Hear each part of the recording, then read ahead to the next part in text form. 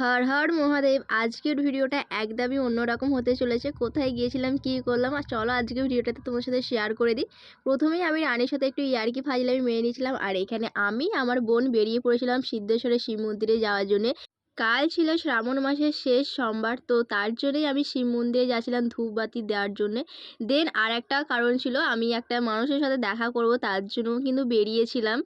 আমাদের এই সাইডে সকাল থেকেই কিন্তু প্রচুর বৃষ্টি হচ্ছিল, তার মধ্যেও কিন্তু ভক্তরা ঠিকই বাবার মন্দিরে এসেছিল জল ঢালার জন্য, এবং অনেকেই এসেছে বাতি ধূপ জ্বালার জন্য। আমি এখান থেকে কিন্তু ধূপবাতিটা নিয়ে নিচ্ছিলাম, যেহেতু দোকানটা ফাঁকা ছিল। বাবার মন্দিরে যাওয়ার জন্য কিন্তু 3টে গেট ছিল, তো 3 দিক দিয়ে যাওয়া যেত। ধূপবাতি নেওয়ার পরে আমি কিন্তু আমাদের স্কুলের কাছে যে গেটটা হয়েছিল সেদিক দিয়ে আমি প্রবেশ করেছিলাম। তোমাদেরকে শুধু ভিড়টা দেখাবো। তোমরা যারা কালকে সন্ধ্যেবেলায় এসেছিলে শিব মন্দিরে বাবার কাছে, তারাই শুধু জানবে যে ভিড়টা কতটা পরিমাণে হয়েছিল। এত ভিড়, এত ভিড়।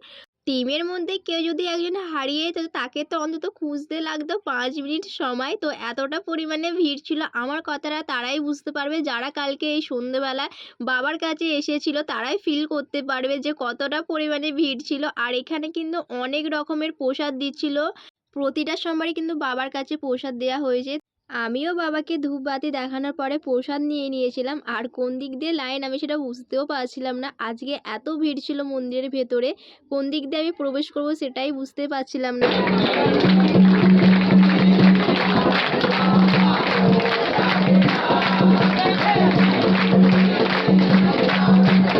বাবার কোনো ফটো ভিডিও আমি নিতে পারিনি। আমি যার সাথে দেখা করতে গিয়েছিলাম তিনি হচ্ছে জল ঢেলেছিল, তো সেই আমাকে ফটোটা দিয়েছিল। তো এই হচ্ছে আমাদের বাবা।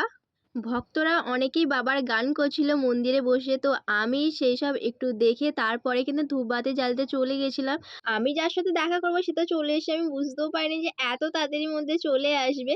বাবাকে গড় করে আমি কিন্তু তার সাথে দেখা করার জন্য বেরিয়ে পড়েছিলাম, আর যেহেতু অনেক দূর থেকে নিয়ে এসছে তাহলে তো আমাকে একটু তাড়াতাড়ি করতেই হবে।